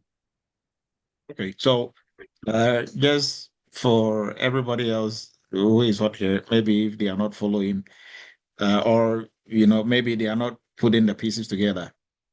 This is your first cybersecurity role, and going in there on the job description there was ServiceNow, so you were kind of in a panic mode. I have to, school myself on ServiceNow, but you got there and you quickly realized they were not even using any tool. So ServiceNow was just listed. Now you have to be the one comparing tools and selecting one for the company to use eventually. Yes, that's correct. So the idea of listing ServiceNow is to have a candidate that will come in that has an understanding of how to migrate their manual process into a GRC tool. So even they themselves, the VP of IT and cybersecurity, SVP operations, didn't have any knowledge of how to use any GRC tool in the first place. So it was just a recommendation from their external auditor, having completed the last audit cycle, that, oh, you guys will do well and automate your processes if you have a GRC tool. So they were like, you know what, if you are getting the compliance manager, that person should know how to use the GRC tool. You know what, let's put ServiceNow IRM in the job description. So that was why they were quizzing me on ServiceNow IRM during the interview. Okay, so interesting. So if you saw ServiceNow and that kind of deterred you from applying to this job, what would have been your take now, having that inside scoop? Yeah, I would have missed out on the. Say that again, sir. No, go ahead. I said I would have missed out on the opportunity, absolutely, because I would have been like, oh, I've never used ServiceNow IRM in my life. I've not used any GRC tool like that. So there's no point even applying for this position, not to talk of interviewing for the position in the first place. So, but the confidence to apply, and which is one of the things you learn in the internship class, is this job descriptions, only God knows who writes them and what they were smoking, like Dr. Adu would say, what they were smoking when they were writing, because they can require, for instance, a 10-year experience for a position. You're saying, okay, we want someone with a 2-year experience, but the job description is tailored to someone that has 10-year experience, someone that's been in the industry for 15, 20 years. And you are saying that you want someone with 2 years, 3 years experience. So it usually doesn't tally for some of the descriptions you have on the job, on the job proper. So it's always good to take a chance and say, you know what, I'm going to bank on myself, take this interview, sell myself the best I can, and let's see what goes on from there. And most of it all, even for those job descriptions and the questions you are being asked, there's a way that you navigate that interview process, that half of the questions that you would have prepared for based on the job description won't get asked. So why not take the chance that, you know what I know best, I would sell on that interview day, and let's see how it goes. So that's one thing that I would like people to take away from this conversation, that limiting yourself based on the job description is more like saying, oh, okay, I'm buying a lottery ticket, and immediately you get out of the store, you tear it into half. That's what you've done to yourself by making choices like that. Thank you. Okay, thank you. So the tool you are using now is Vanta. And how Yeah, did we're you using- learn Vanta? Because everybody in your company didn't know how to use Vanta. As we speak, it's actually opened on my system as we speak, because I'm trying to work on doing a continuous monitoring and assessment for high-risk vendors that are in our vendor tracker on that platform as we speak. So that's what I'm working on as we are having the cyber chat. So it takes constant drilling and usage. I didn't take training anywhere. And even my immediate boss, the VP of IT, has been saying, oh, contact the Vanta support, have a weekly meeting with them. It's part of what we paid for and all of that. But the progress we made over the last 3 months is something that a consultant will do for the next 6 months. It took me just 1 week to do the control mapping for the 3 frameworks we are in adherence with. And that control mapping had a universal control library of initially had about 976 thereabouts. And I had to narrow it down, did control mapping, which I learned manually using Excel file for ISO 27001, SOC 2 Type 2, and CIS version 8, which we did during the internship. So that knowledge was what I brought to the platform, Vanta, to do the control mapping properly and reduce the control library from 976 down to 455 that we have currently. And when the marketing agents and GRC agents that was assigned to us by Vanta, when they saw the progress that I'd made on the platform, they were like, "Oh, did you guys consult with WorkStreet? There's an organization called WorkStreet that does the work for different organizations. Did you guys use WorkStreet for this purpose?" Because the progress was achieved in little or no time. What they envisaged that we were going to get to for completion in 2 months got done in less than 3 weeks. So if they ask us, "Oh, have you guys done this? Have you guys done that?" I'll be like, "Yes." My boss will just fold his hands and be like, okay. And it's just for the fact that I understand control mapping manually. So bringing it on the platform was kind of easy for me to do. So all I needed to complete was assign those controls as we have them on our manual risk register, and ensure that I provision the right access to those control owners so they don't have other than what they require for the risk register implementation plan for the recently conducted risk assessment, so they don't start dancing around the platform and touching things that they shouldn't do. So if I don't understand how to implement role-based access control, how to liaise with my human resource department to understand the roles that these different controllers perform on a daily basis on their own terms, I won't be able to adequately provision access for them on Vanta based on what they should do for me to have my compliance program running effectively. So all of those foundations are important more than understanding the ticks and clicks on the platform itself. So using Vanta right now on a daily basis, I get to see different things. It gets better and better as I use them. And all of those domains that I learned manually, TPRM, vulnerability management, take for instance, vulnerability management, there's no way I would be able to make requests from the VP of IT that I need certain integrations of, take for instance, vulnerability management tool, which is Rapid7, XDR, which is Barracuda. I won't be able to request for certain integrations that would allow me draw evidence for vulnerability management into the compliance program if I don't know exactly what I'm requesting for. So if I know how to use Vanta, I don't know what vulnerability management is. I don't know the evidences that are required by SOC 2 Type 2 for us to be in compliance, for ISO 27000 for us to be in compliance. What are the risks that have been identified with this? How do we manage ICVSS scores using Vanta and all of that? If I don't have an understanding of all of those things, there's no way I can make requests from different departments in scope that, okay, can you help me with this evidence? Oh, you don't have this. How can we bring it to Vanta to make your life easier when you are submitting artifacts for audits? It's going to be difficult for me to do that. So that foundation is what I've been leveraging on, and that's what has been making my life easier for me not to have an heart attack on this job. Thank you very much. Okay, thank you, Gabriel. Now, Michael, what tools are you using on the job? And I mean, when you got on the job, what tools were they using, and how did you get yourself up to speed on those tools? Yeah, so interesting enough, when I joined my company, the company had actually split from another company, so it was actually a new company on its own, right? So and they already had gone ahead and got Zen GRC.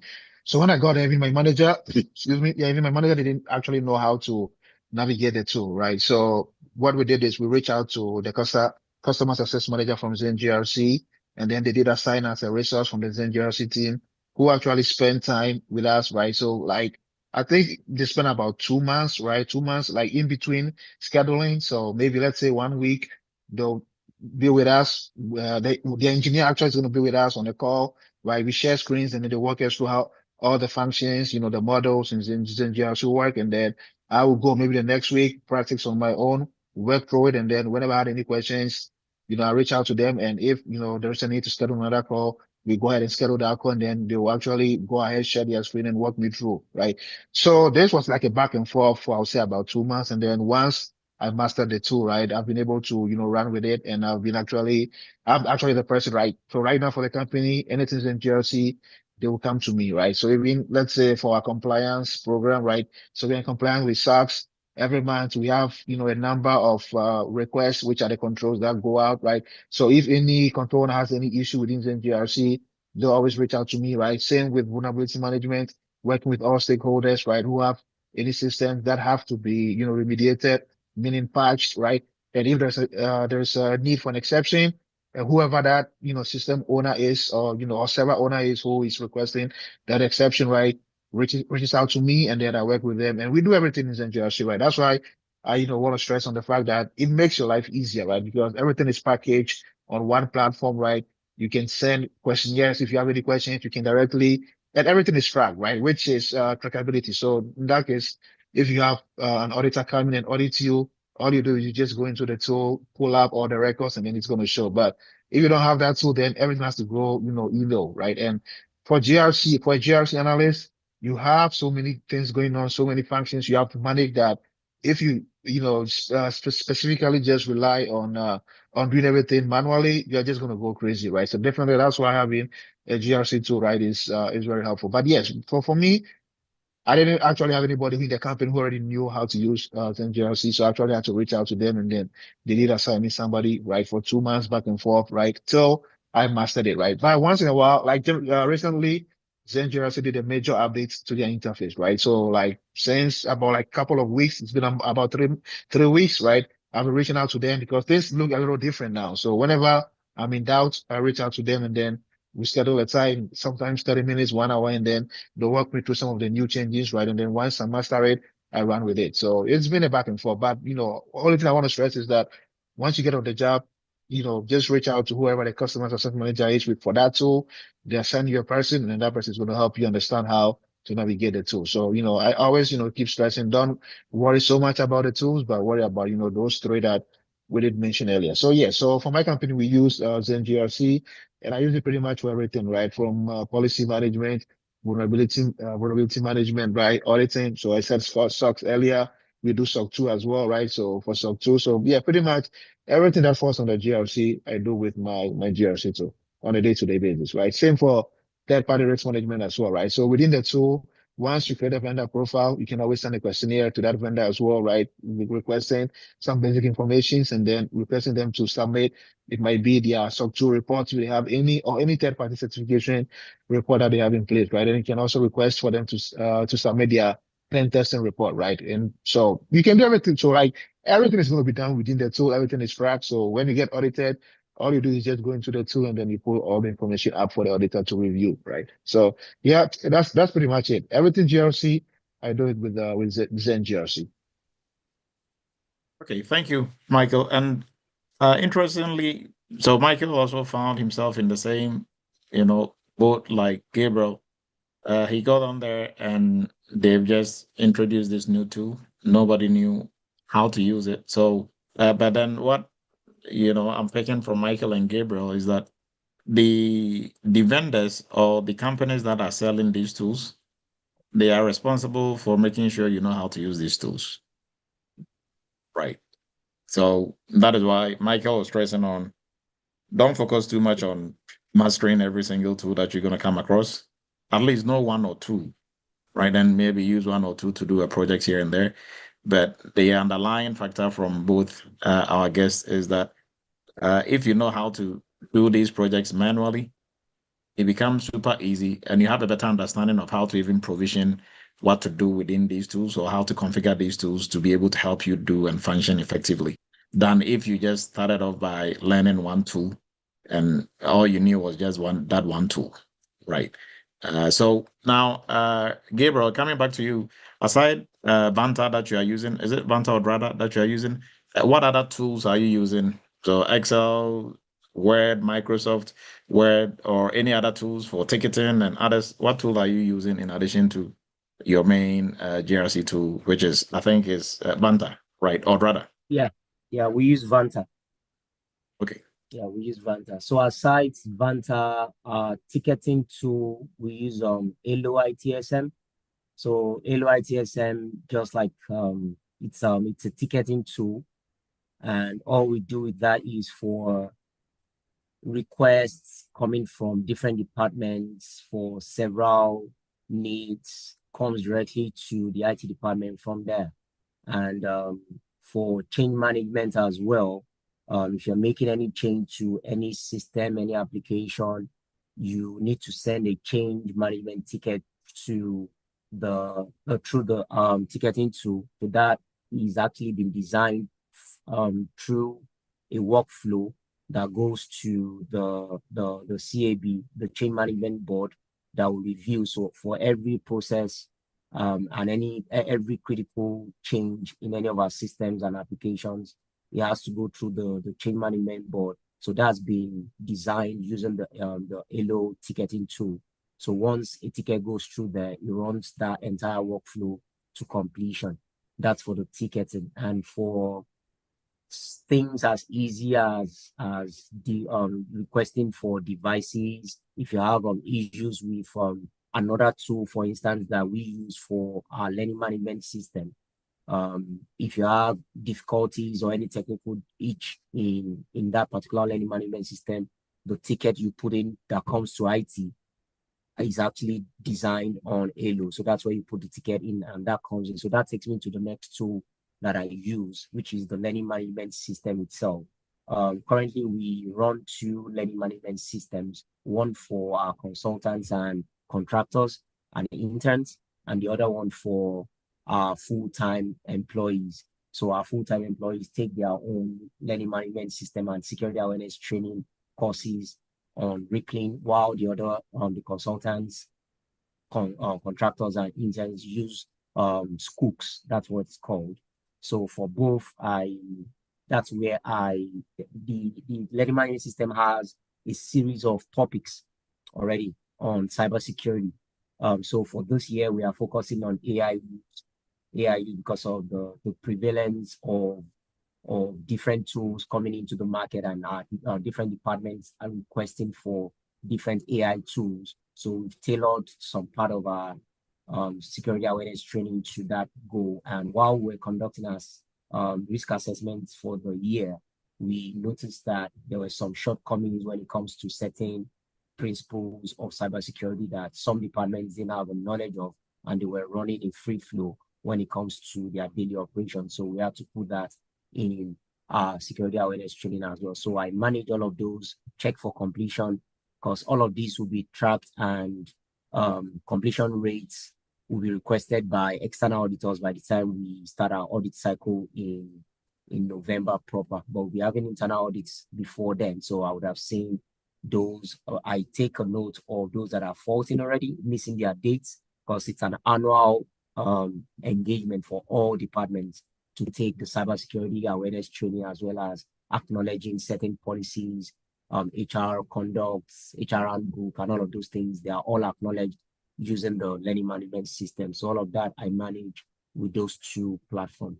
So what else do we use? We have a policy management tool as well. It's called Zorelia, but Vanta has the same capacity. So luckily for us, we'll be saving money from the next budget cycle because Vanta provides us with the ability to update our policies on that platform. We don't need to pay for another platform to do that for. We're paying for Vanta already, so we can leverage that. So the entire workflow goes through Vanta, and the good thing about that is for your policies, you can automatically do your gap analysis on there, whatever is missing based on recent updates in any of the frameworks you're in adherence with. Vanta will provide you with those gaps, and you'll be able to remediate and update your policies accordingly. What else? What other tool do we use? Let's see. I think that's about it, except for collaboration tools, which I know it's not a big deal like that. So we collaborate using Teams for most of it all. Teams is what we use for collaboration, and that's about it. Thank you. Thank you, Gabriel. And then what about Microsoft tools, Excel, Word, PowerPoint? Oh, Which of these yeah, are you? That's your Bible for cybersecurity, really, just like Michael Yuba emphasized earlier. So for Microsoft Word, PowerPoint, all of my presentation, my the risk assessment I did for the organization, my PowerPoint slides were right there on point. You know, that's like a critical, no, don't let me say critical, a very crucial part of the learning process during your internship, because you'll be having presentations every Saturday for those domains you're working on. So for all engagements that I have with different departments, I'm always having PowerPoint slides. And my boss will be like, how do you find the time to put the slides together? How do you plan all of the meetings? My meetings don't go out without agendas. My meetings have agendas. And by the time you come to any meeting with me as a department, as an individual, we are following through the agenda on the slides. And that helps the department to retain and consolidate whatever we discussed. And they can easily go back and have action plans, well detailed, because I'm going to send that immediately after the meeting as well. So all of those, I use my PowerPoint to present. I have my AI note takers that I edit beautifully well, so you know exactly what to do after having a meeting with me.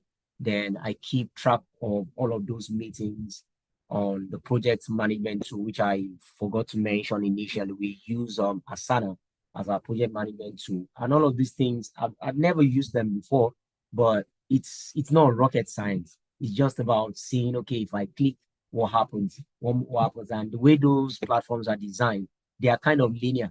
If you click on what you shouldn't click on, it doesn't move to where you want it to move to. So you can figure it out, build that muscle memory as you use them on a daily basis, and get a better understanding of navigating those platforms. So I didn't sweat using any one of those platforms at all. And the good thing is, the more I kept focusing on knowing them better, the easier it got for me to collaborate with different departments and be able to get whatever I need for the success of my job. So that's just for the Microsoft tools. Absolutely. And you can't miss out any one of them. I used to hate Excel a whole lot. And Excel now happens to be my friend. I can't do without an Excel spreadsheet for at least 30 minutes in any of my day's work. So you just push yourself to love those platforms, love those tools, so you can be successful on your job. So it's not something you can bargain. It's right in your face. It determines how well you succeed on what you do. So you just have to give it your all to familiarize and use it as much as you should. Thank you. Thank you, Gabriel. Michael, what other tools do you use aside Zen GRC? Yeah, so for me, the ones that Gabriel mentioned, so yeah, definitely we did speak about the Microsoft tool, so PowerPoint, right, Word, Excel, and then yes, we do use ServiceNow as well, and I think Gabe did a good job in explaining what ServiceNow does. So as our ticketing system, so we do use ServiceNow. Yeah, right. And one way we use ServiceNow, practical example is like for our company, I manage anything and all exceptions, right? So we generally for per company policy, we don't allow people to print from home, right? Because it's a healthcare company, right? So we'll make sure that people don't print any sensitive information, right? So PHI, it's a no-no, right? But we have cases where, you know, people actually have, since, you know, most of our employees work from home, we have situations where people actually have to print out physical documentation, right? So in that case, they go into ServiceNow, right? And they submit a request for an exception, right? So basically the exception, you know, requesting to be able to enable them to print from home, right? So it's a process, it's a workflow, right?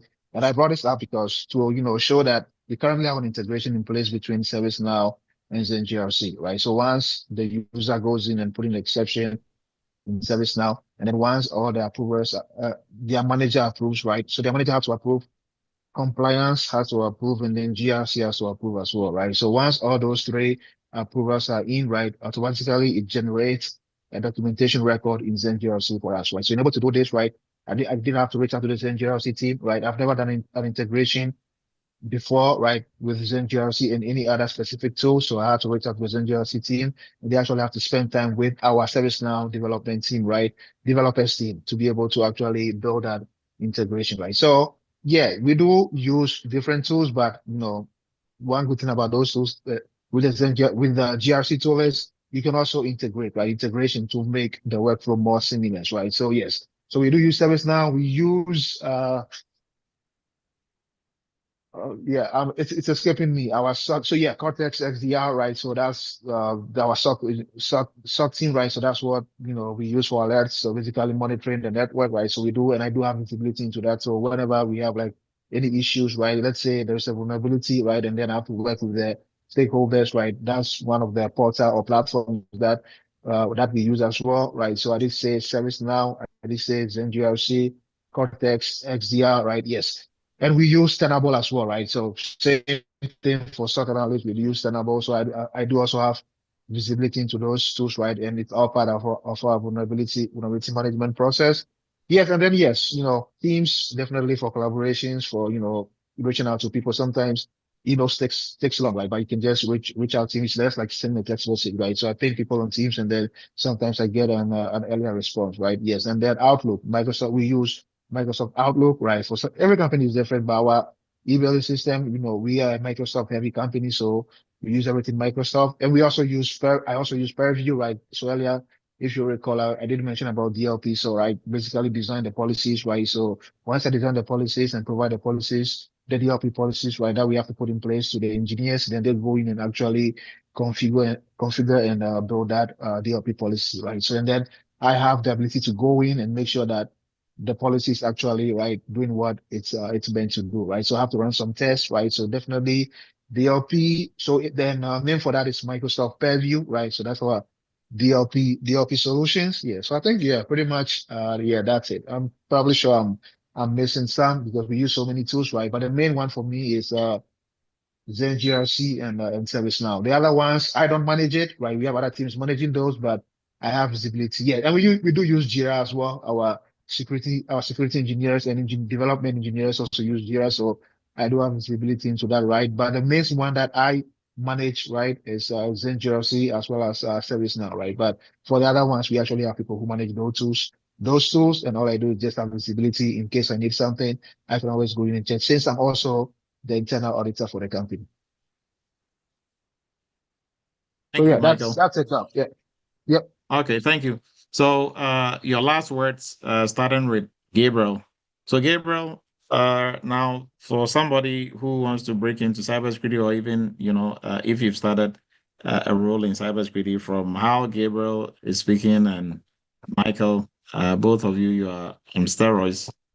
How did you start in terms of your whole entire career perspective, just in very short brief? And what really prepared you to be able to do what you are doing? And same for Michael. So that way, for anybody who's also trying to, you know, walk the same path, at least they are not super intimidated or thinking, I mean, I can never do this. Look at how these people are talking about all these things that they are doing. But you all started by listening to people like this, and you're also like, you know, how difficult is this going to be for me to get in? But now you are here, right? So you can kind of quickly just give a brief of how you got there and what is keeping you going right? And then Michael can also do the same. And what really prepared you for everything that you're doing now? So Gabriel will go first, and Michael, and then we'll be about wrapping up. All right. Thank you very much, Dr. Adi. And so final words, I would say this. As an individual, you need to understand where you stand in the place of knowledge and what paths you are ready to take to achieve success. When I was going to break into the field, I sat myself down to understand what the gap is. Why am I not getting a job in the GRC space for this so long time? And the answer was I had a knowledge gap. And the knowledge gap wasn't about principles, foundations. I had the book knowledge. I could pass any exam I choose to enroll in. I used to teach with the Dallas ISD, and I had to just stop to transition into a different field entirely. So, but I did not bank on my knowledge as an academician to break into the field of cybersecurity. That's not my core calling. That's not what I chose to do from scratch. So if I'm going to transition, I had to go to those who sell the knowledge of that particular field to fill the gap that I had. And lo and behold, I had to find someone that would teach me the way I understand things. And the only way I understand things is to find someone that can break difficult concepts into small chunks and help me lay my hands in practicals. If I don't touch, I don't learn. That is me. So I needed to consolidate on what I knew in theory with practicals. And I had this life-changing 30 minutes call with Dr. Adu initially that, Mister, I have tried so many things. I've wasted money. Trust me, when you say someone has jumped from pillar to post, I had done that before I met Dr. Adu. And I didn't know how he didn't cut me off the call when I contacted him initially, because I was letting him know that all the sins of those that have charged me will come on you if I don't get this right. It was crystal clear. I was letting him know from day one that this is what my gap is. Can you fulfill this obligation by filling the gap? And he said, you know what? Go and start from this place. He quizzed me on certain things to figure out where I should start from. And he said, you know what? From what I've heard you talk about, you need to start with the internship program so you can consolidate what you know in theory, soil your hands in practicals, and your confidence will grow and you'll be able to find your niche in any of the domains that you'll be taught during the internship, which was exactly what I did. I had the mindset of mastering just one domain, but the internship gave me the leverage of mastering 5 domains, I believe, in all. And as much as I have my preference, I won't speak as a novice in other domains that we were taught in that internship program. So what I would say to anyone trying to break into the field proper is find what your gap is, understand how you learn, who can teach you that. And trust me, I've not found anyone as qualified as the Eretmis Academy to take anybody whatsoever through the ranks or the different domains in cybersecurity. Even if you don't have an inkling of what IT is all about, you start from the basics and go through the ranks as far as being a PCI DSS expert, which is the top niche in the cybersecurity space. So going through the same route like I did, you might even be luckier than I am to get better opportunities to exhibit what you learn in the course of your program with Eretmis Academy. So you're in the right place. If you are listening right now, you're in the right place. You just need to move and take that bold step. Some of you have heard my story, how I had to put the family savings on the line. I had to do a presentation to pay for my course, and I had to defend paying for that amount, but it was worth the while because I took my time to understand that Eretmis Academy would actually pull me through the ranks, and I'll be fine to defend whatever I've told my wife that I would with the savings I pulled out. And here I am today telling the story in a good way and laughing about it. So I wish everyone the best, and I hope you make that decision and transform your career as much as you want to. Thank you very much. Thank you, Gabriel. Michael, what is going to be your last words? And how did you also start this from start to finish? And what are your last words to everybody on here? Yeah, so just like Gabriel, so I come from a non-IT background, and I'm not gonna go too much into my stories. It's been already published several times, right, on the Eretmis, YouTube portal. But yeah, so no IT background. I was in the healthcare, so I got my BS, bachelor's in biology. So I was just going towards pharmacy school, even studying to take my PCAT, and that's what my wife, advised me to look into. And that was during COVID, so she asked me to look into cybersecurity. It's something that I may like, which I did, right? So I saw Dr. Lu's advertisement pop up on Facebook, right? And then like unlike many others, right, who promises you're gonna get a job in 90 days, right? I know people tell you you're gonna get a job in 40 days if you take my course, right? Dr. Du, right, was pretty clear, right? He wasn't promising anything, right? I look at his background, strong military background, right? So definitely people with strong military backgrounds have a lot of discipline, right? Compared to most of our people out there who are just duping people, right? I hear about it every time, right? Recently had one person reach out to me and tell me he spent $13,000, right, on a course, and all the person was teaching them was ServiceNow, right? And not even GRC, but then he was marketing that as a GRC course, right? So I was lucky enough to come by Dr. Edu, so I did, have a one-on-one with Dr. Edu, and I told Dr. Edu, right, I'm gonna do this, right, but I have to get a job in 5 months, right? And definitely Dr. Edu, laughed, but lo and behold, I got into the entry level course, did the internship, and yes, and I was able to secure my job within that 5 months, right? So I even got my job before we ended the internship, and and I've been doing that since. And I did have my internship I think it was 2022, right? So yeah, so it's been 4 years, right? So I've been working as a GRC analyst for the past 4 years, right? And yes, so tooling, right? My last word would be yeah, definitely already gone over the what your focus should be, right? Focus first, you want to build your skill set, right? Your background. You want to have a backbone, right? So for interviews, right? Even if they ask you, okay, do you know how to use this tool, right? And you say yes, nobody's going to open up their laptop and ask you, okay, show me how you do it, right?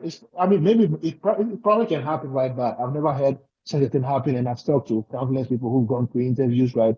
Most of you have been on this call and people reach out to me. I've never had anybody telling me that, okay, they went for an interview and they asked them to walk them through how to configure something within a GRC to write. Nobody can, because they know that you can learn that lesson in less than 1 week, right? But the most important thing is you want to build on those fundamentals, your skill set, right? Definitely, I was able to do that through the entry level course, right? From all the core theory, right? Terms, right? Anywhere from encryption, third-party risk management, right? Vulnerability management, everything is going to be done through the entry level course. And then once, I was done with that, I quickly jumped into the next internship, did my internship, had a hands-on, right? And during my interview, that was all I went about, right? Just explaining from project 1 to project 10, what we did, right? From auditing, third-party risk management, incident response, explain all that. So even at my interviews, nobody asked me, if I knew how to use a GRC tool. They didn't care, right? All they wanted to know is, okay, can you actually hands-on do this project if we ask you to do it, right? Can you execute on how to ensure that all the policy management lifecycle of the policy of the company, right, are being met, right? So are you getting all the requirements, ensuring that all policies are being updated, reviewed, or if there is a case where we have to draft a policy, because sometimes, right, regionally, data information security access to come up with a policy, right? We didn't have that policy in place, right? So guess what? I was the person, put in charge of that. So I had to reach out to who the stakeholders were, right? In that case, those are our security engineers. I had to reach out to them, set up a call with them, grab the policy with them, have them review it, did my final review, right, and then put it forward to whoever has to approve it, right? So from director to VP, everybody has to approve that policy, right? So these are some of the things that you want to be able to speak to when you go to an interview, right? So don't really focus too much on the tools, because guess what? Nobody's going to, ask you, okay, can you use this? this is how, our platform looks like. Walk me through it. Nobody has time for that, right? They want to know, can you do the hands-on GRC? Do you know how to do policy management? Do you know how to conduct a vulnerability management, right? And work with stakeholders to make sure that all systems and servers are being patched or remediated, right? Can you do training awareness, right? When it comes to DLP, what are your fundamentals on DLP? So these are some of the things that, is going to come up within an interview. So you want to make sure you grasp the concepts, right? And the fundamentals, right? And I always stress fundamentals, because that's the key that's going to enable you to be able to work in the industry, right? For tools, you can learn that in less than a week. So my last word would be just focus on getting all the fundamentals you can, right? And then if you need, just a few knowledge about any tools, right? Feel free to reach out anytime. I don't have any issues working with you, but I don't want to be talking to you, right? And then you are focusing so much on the tools, but then simple question about encryption and then just get started, because that's what is going to expose you on an interview. So generally, my advice to people is focus more on understanding the fundamentals of GRC. And then once you do, it's going to be easier for you to transition whatever you've learned from your theory, right, or your hands-on to how it's going to be actually working in the GRC tool itself. So those are going to be my last word, right? So unless anybody has any other questions, but yeah, that's pretty much it. Thank you, Michael. And Gabriel, appreciate your time. And for everybody, I mean, we went through our top 15 GRC tools for 2026 that you should know. And Gabriel is using, I think Vanta was number 9. Michael is also using ServiceNow. Gabriel, I think, Gabriel is using Vanta and others. Michael is using GRC mainly, Zen GRC, and then he's using ServiceNow also mostly for ticketing and others. So that is Zen GRC didn't make it top 15, but at least ServiceNow did. That was number 1. So and then also their advice and their take on what is going on in the industry and how they were able to. They both went into the job not knowing how to use these tools that they are masters of or experts of now, and nobody even in their company did have that experience with these tools, right? So that is not to say you shouldn't at least familiarize yourself with a tool. Please do, but your main focus shouldn't be on just knowing how to use a tool. But knowing how to use a tool is not just clicking around in the tool, but how can you use the tool to do a project, right? That is the most important, because you're going to be using it to do projects. And like Michael rightly said, in GRC, you should be able to literally work with a pen and a paper, right? When you have the tool, is a blessing. It makes your life way easier. So you don't have to manually track the stuff. You don't have to, do things and be able to try to figure out and remember when things are due and all that. But if you understand it from the manual perspective and you can do everything manually, now you become masters of tools in less than no time, because you understand the concepts behind the tools, how they work and how they function. But if you just focus on the tool and you missed how to do the projects themselves, then all you know is just the tool and you can't really do much with it, right? So I encourage everyone, work on your fundamental knowledge in cybersecurity GRC, work on some projects, right? And that is very key. It's all about hands-on. What can you do? What have you done? So even if you have a master's or a PhD in cybersecurity and you've not done any projects, all you have is your PhD or your master's or your bachelor's degree, or all you have is your certifications. That is about it. That is all that. Nobody on the job, like you could, from Michael, from Gabriel, and from what we witness every day in the industry. I mean, sometimes when I say it, or from Eretmis, any of the Eretmis stuff, you might think, oh, yeah. But this is from your own colleagues, your own peers, right? And they started from nowhere in IT or cybersecurity. Now they are masters in cybersecurity, and they are telling you, this is the focus. This is what has helped me. This is how I was able to break into it. And what they are telling you is exactly what is happening on the job. So employers are looking for what you can do. Nobody will train you on how to do your job, but they will train you on how to use a tool. Now, the owners of the tool, the vendors who are selling the tool, are responsible for training you on that tool. So you simply have to just reach out to them if you encounter any problems, or they will assign you somebody to train you on that tool. But nobody is going to train you on how to conduct risk assessment, how to do policy review, how to create policies, how to do third-party risk assessment, nobody is going to train because that is your job. Using the tool is not your job. You can use the tool to help you do your job. So they can easily train you on the tool, but they wouldn't train you on your job. Exactly what you're supposed to do, right? So that is what is happening in the industry. So get a very solid foundation in cybersecurity, not just passing certifications, but understanding and embodying the knowledge that comes with that certification, and then work on some projects. That is a simple trick to it. And then when it comes to interviews and resume and interview prep, for those ones, there are some tips and tricks that we can work around and fine tune what you are doing, and eventually you are going to land your role. But when you land your role, you should be ready in terms of what can you do, what have you done, and if there is some tool that you are not familiar with, that is fine. You are always going to catch up. Gabriel and Michael, they didn't know these tools beforehand, although they were exposed to some types of tools, but at least now they are masters, and they are the ones who are they are the subject matter experts in their companies when it comes to these tools. So that is, see how ironic that is. They had cybersecurity managers that they met on the job, and those are the people who actually interviewed them. You might think they know everything and every tool in the industry. No, they don't. So don't, for people applying to jobs, don't really give yourself excuses not to apply to certain types of jobs, or just read a job description and just, start talking yourself out of it. You are not the hiring manager.